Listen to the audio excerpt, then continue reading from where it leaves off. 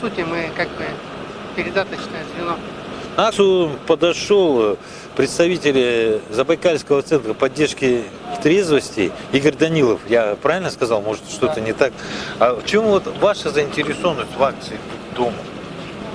На самом деле вот центр оказывает информационную поддержку 12-шаговым сообществам: анонимные алкоголики, анонимные наркоманы, друзья и родственники алкоголиков, также кода это созависимые, да? То есть они как бы сами по сути являются анонимными и не могут заявлять о себе. То есть мы как бы представляем их в органах власти, информируем общественность, население. Вот на примере, допустим, Содружества анонимных алкоголиков, оно чем занимается? Оно помогает другим алкоголикам, так как оно, это содружество мужчин и женщин, которые сами страдают такой зависимостью. То есть их задача удержаться в трезвости самим и помочь другим. И вот вы здесь посетили, я знаю, что на тех и других акциях были.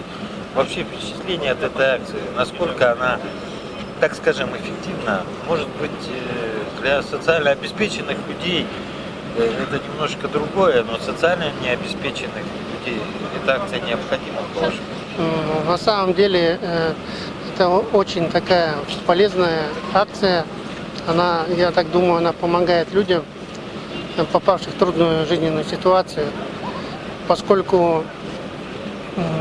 Это последняя стадия алкоголизма, да, я так понимаю, если брать из засова общего трезвости, если из вашей информационной политики, это же последняя стадия, как человек оказывается на улице и предоставлен сам себе.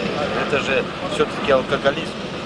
Я так на самом деле, конечно, можно сказать и так, но с другой стороны, мы же не можем утверждать, что человек уже как бы совсем не может выбраться из этой ситуации. Я думаю, что в любой ситуации возможен выход, просто нужно помочь, дать какую-то, пусть не материальную поддержку, а вот моральную. Я думаю, что человек может обрести силы и как бы начать подниматься потихоньку. Ну, можно вас попросить пройти со мной, да, и мы вот в эту палатку, да, пообщаемся, вам тоже может быть интересно, как люди помогают абсолютно бесплатно кормить этих людей.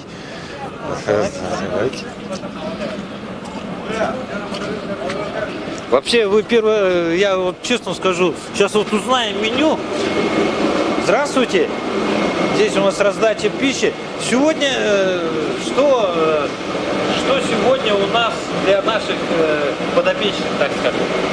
Для наших граждан у нас приготовлен курица, ножки 4 штуки и картошка.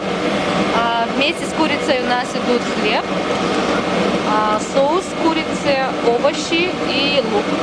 Также горячий чай. А немножко о блюде расскажите, как правильно это все-таки, потому что я знаю, что это предприниматели сами создали. Можно показать это мясо? Да, конечно, можно.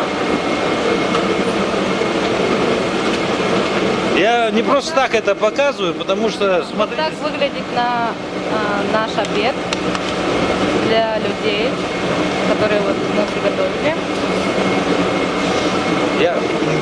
Вы как считаете, вот это уже, я был на всех акциях, но тем не менее, честно скажу, рацион меня удивляет иногда. Вас как? Вот в прошлой акции мы кормили